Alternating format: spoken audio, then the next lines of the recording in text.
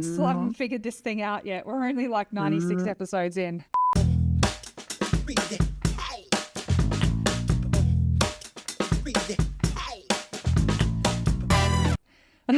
96 episodes. Crikey, that's 4 away from 100. I know, so exciting. It is.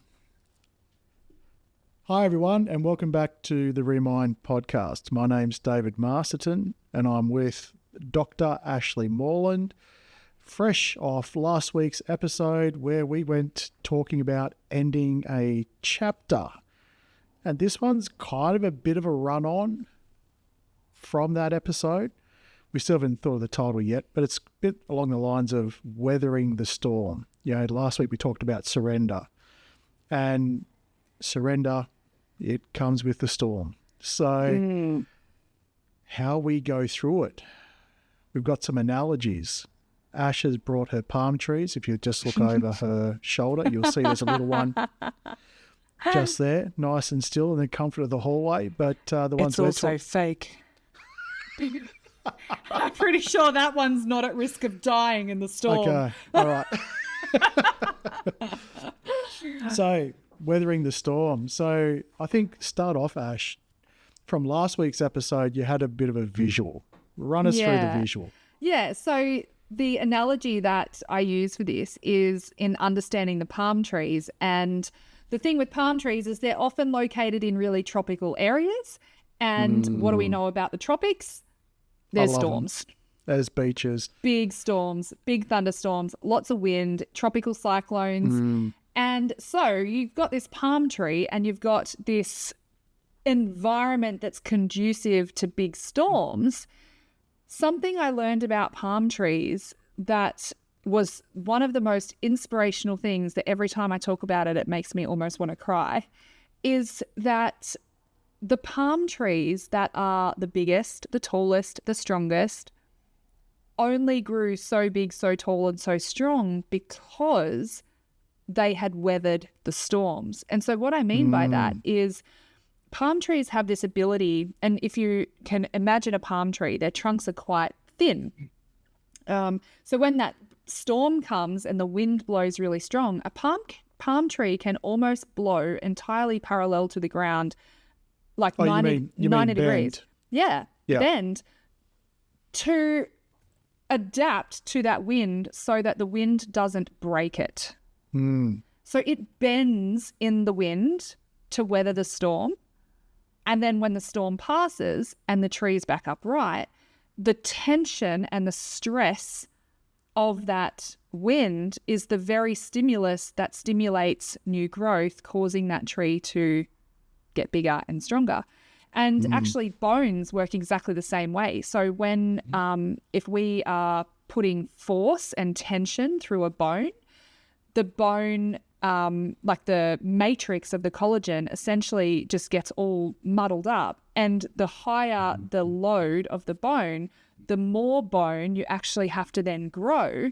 And that's how we do load-bearing exercises are really, really good for bone health, because it's adding more layers and more layers and more layers to make the bone thicker and stronger, so that if it were to withstand that load again in the future, it's got a better chance of withstanding it without breaking, right? So what this really showed me is that sometimes I have clients who it seems like they almost have an expectation that the storms are not fair, that the storms should stop. They don't want the storms anymore. And I imagine the palm tree going, well, the storms are just part of nature. They're kind of an essential part of nature in these tropical climates. The storms are going to keep coming. It's almost as certain as, you know, that we've got to pay our taxes. The storms are going to keep coming. But the palm tree knows that it has the capacity to weather the storm because it knows how to bend in it. So the palm tree's faith in its response to the storm, first of all, means that the storms are not bad. They're no longer the bad thing anymore. And secondly, it also knows that unless the storms come, it has no stimulus, no catalyst to grow and evolve. And I thought, wow, how powerful is that for us? Because it's not the storm that is the good or bad thing in our life. It is how we weather that storm. And if I take a stumble in a storm, like in a stormy season, and I fall over or I stumble, the self-reflection involved to be able to understand, okay, why did I stumble? What scaffolding do I need to build around me so that next storm I don't stumble? What new skills do I need to learn so that in the same storm, if it were to ever happen again, I would be able to stand firm? So to me, it's like a huge story of growth and evolution and resilience and all the things that Well, I mean, we're aiming for. Based on what you've spoken about, my trunk's so thick, I don't know how many storms I've weathered through. Oh, dear. But so many things pop into my head about this, and it's sort of like, okay, what's the purpose of being here?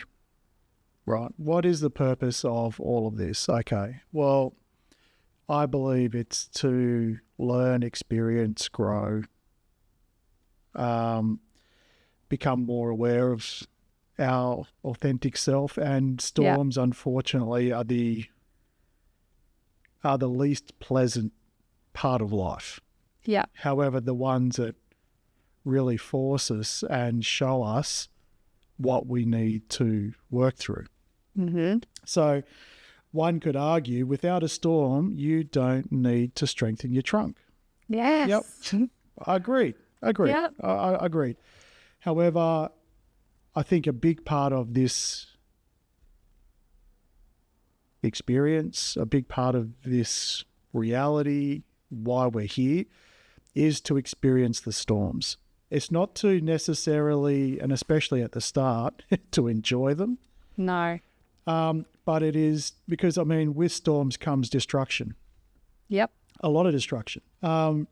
And some of it, you can only see the benefits after the destructions happen. And I know you're very big into tarot. So, you know, that's like, you know, the tower moments. You're laughing because you're an Aries, that's why. Oh, you're pulling it all out today, are you? So, I love that I can just laugh at you. I don't take offense to it. I don't get defensive. I'm just like, oh, that's something we might need to explore the next episode, Ash. Okay. But I go back and I think about, as a kid, what was my relationship to storms? And as a kid, I loved them. Yeah. I loved the thunder. I loved the rain. I loved the puddles. I loved that full expression of just getting out there and getting wet. As soon as the storm had finished, you'd get out there on your bike, do the best skids, go through the biggest puddles, splash everywhere, come in soaking wet. And then somehow I became an adult, and how many people will actually just stand outside when it's raining and happy to get wet? And I'm one of them. Up until probably a little bit more recent, like I'll get my clothes wet, I'll stand outside, I'll walk through the rain, even put my face up looking, not necessarily looking up, but face up to the sky and let the rain sort of fall on me. Get the kids outside, get wet, who cares? The old singing in the rain. Exactly. Now, when we, and also another saying that I like, is that it's not about weathering the storm, it's learning how to dance in the rain. Yeah. And why that feels, or you know, in its authenticity, that phrase is about sort of going, you are not the storm. The storm is external to you. Yeah. And the storm can't touch your inner essence. Yeah. So it doesn't matter what's going on around you. You can feel the wetness of the storm. You can feel the wind. You can experience the chaos and the destruction. But at the end of the day, it's not you internally. Because again, what's the difference between the David that loves storms and the David that really doesn't like it? Well, Yeah. the David that loves storms just enjoyed it for what it was. It was big, it was chaotic, it was exciting. It was, it just brought a whole new play experience. Yeah. Now, the adult David hated the fact that his roof in his old house used to leak until he fixed it. Yes. He hated the idea of... Pause. If you didn't do the response to the leaky roof, you would still have been hating the leaky roof. Absolutely. How important is that? That is so important, because Absolutely. we can have a storm and we can even have an outcome of the storm that isn't good. But like always, if it's not good, it's not done, then It prompts... it requires action. It requires a response. And so the response for you was you had to fix the roof or organise for someone else to fix the roof, or you had to move to a place that didn't have a leaking roof. So there was options and you weren't stuck, but that was just It's like very, you very screamed cool. that bit. It's so important. Well, just a little side quest. Yes, I did get someone to have a look at it. They told me I needed a complete new roof, and it was because it was an old roof, tin roof. It had nails in it. And they said, when I said, well, I'm not going to redo the roof, Yeah. they wanted to charge 20 grand just to resheet it. And I sort of said, okay, well, how much just to put the screws in? They said 8 grand. So in the end, I went, well, I'll do it myself. So I did it. Yeah. Found the leak, fixed it, did all of that. But it's still, there was this thing that was sort of like, every time it rains hard, it's sort of like, oh, did I fix everything? But yes, it was that prompting that got me there. Yeah. And so if we look at every emotional storm as an attack, well, you're never going to find peace. If you need your exterior to be the catalyst for your peace, you are completely at the control and the whim of your circumstance and other people around you, as opposed to finding... I think that's super important. Yeah. And what does that actually mean? Like, how do we apply that? Well, if we're abdicating responsibility for our inner world to the outer world and saying, oh, well, I just need the storms to not come. I just need you to not be a dick. I just need this to happen. I just need you to grow a third head. Like, if we... I mean, I've already got 2. Well, what do you need a third? if you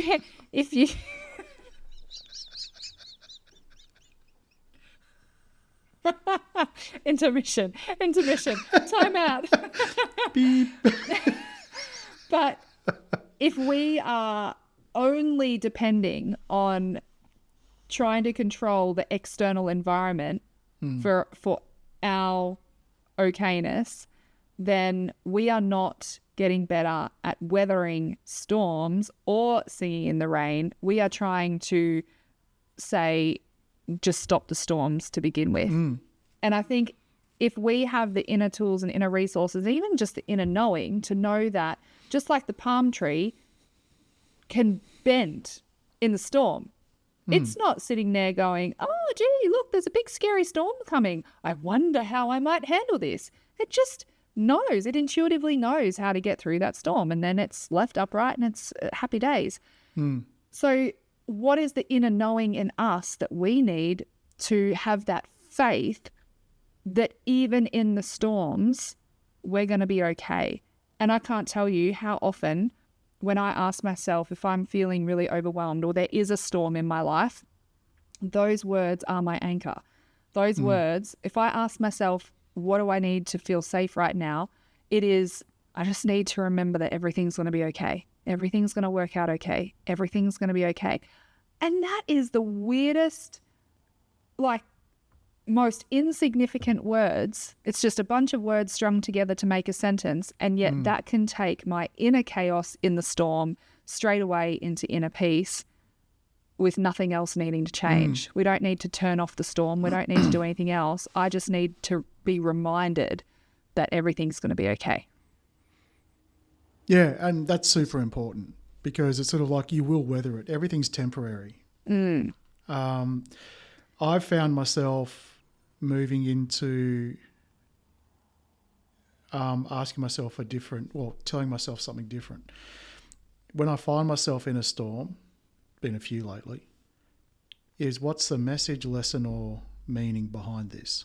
Oh, I love that. Message, lesson or meaning. Meaning, yeah. Yeah.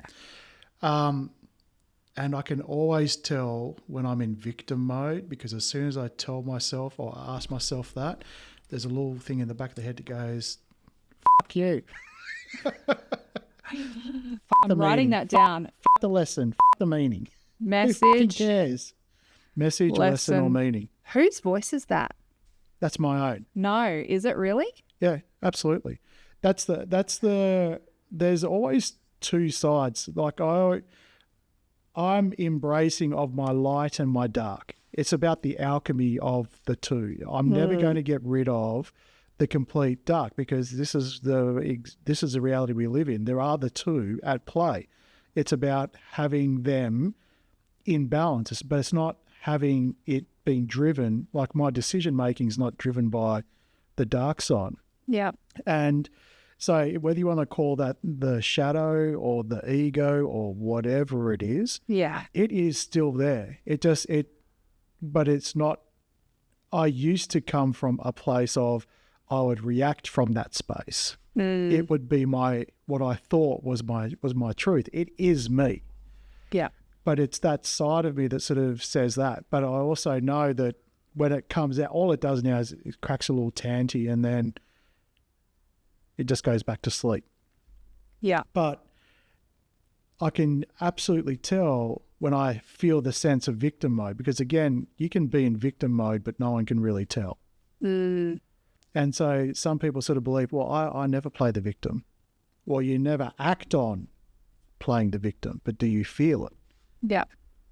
Yes. So Again, it's a big difference. Excuse me, Your conversation as Honour. last time. Yep. The difference between doing versus feeling the alignment to the doing. Embodiment and Exactly. the true embodiment. And I'm still learning where that is, because even when I think, oh, this is where embodiment starts, I actually know that's where you thought it should start. Yeah. It's go another kilometre or so, champ. That's maybe where you're going to be starting it.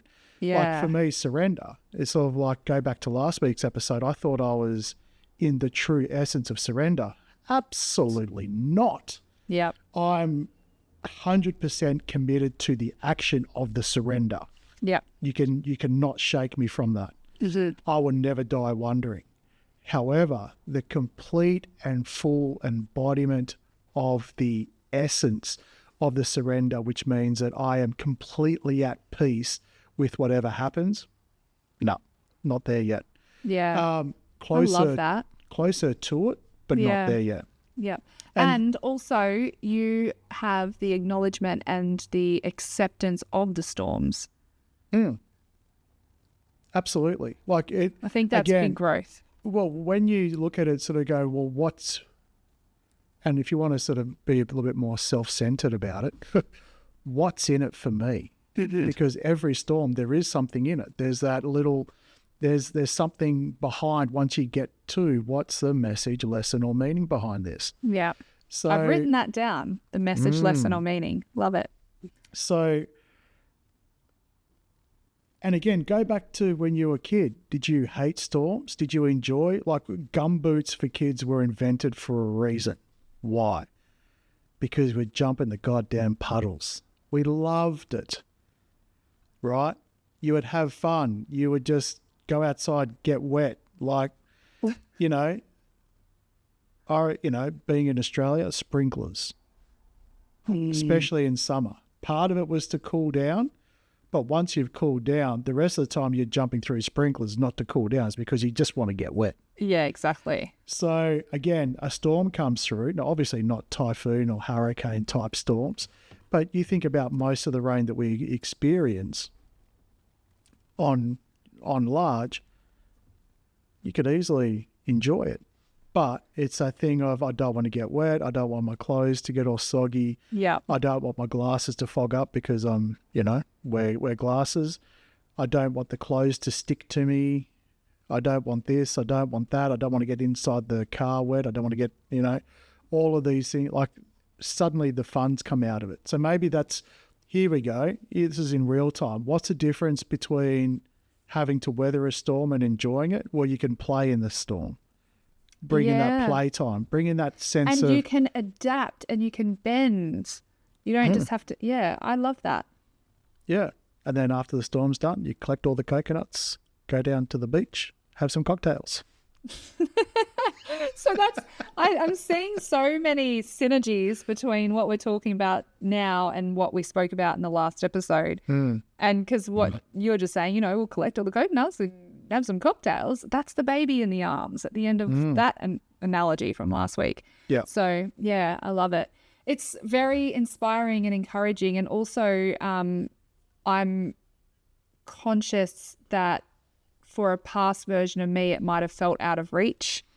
Like, I guess, a pie in the sky fantasy that was possible for other special people, but not for me. And I think that's where I probably want to finish this conversation is that this is available for everyone. Absolutely. It's available for everyone. And it was a revelation that I had that even though we all live on the same planet Earth, we all actually live in completely different worlds.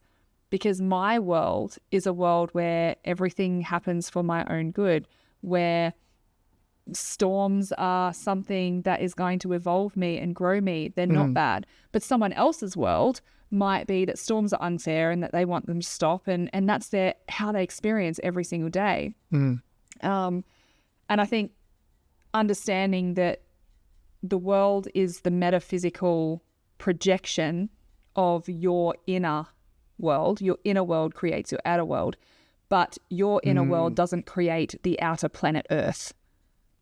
They're different. So you can't create the physical experiences and the physical manifestations like the clouds and the weather, but you can create the world in which you experience those external manifestations. And I think that's where our power lies. So I love it. I love that, and I think this is the symbol I have here, the Merkaba. I treat it as the Merkaba, or some people recognize it as Star of David. But it's for me, every time I look at it, it reminds me of the law of correspondence, or the principle of correspondence. As within, so without, as above, so below, which is what's inside will project outside. Yeah. So if you want to change the outside, you've got to go within, as opposed to the logical brain, which says if there's something wrong outside, you've got to fix the outside. Well, no. You can't stare in a mirror and physically make that person in the mirror smile without you smiling first. Yeah, exactly. So, love it. But these last 2 weeks' episodes have been pretty cool. Look forward to next week's episode. I wonder where we'll take it next. Exactly. If you have any requests, guys, we'd love to hear from you. Any feedback? We're actually approaching 100 episodes. So 100. Yeah. So we're contemplating, do we significantly change things up? Do we take a whole different approach? Are you sick of hearing our voices? Do you want guests on the show? Like, where are we going to take this? Who knows? But we're open and willing, I guess, to tune in and throw some ideas. See, what feels aligned and what doesn't, and we'll take it from there.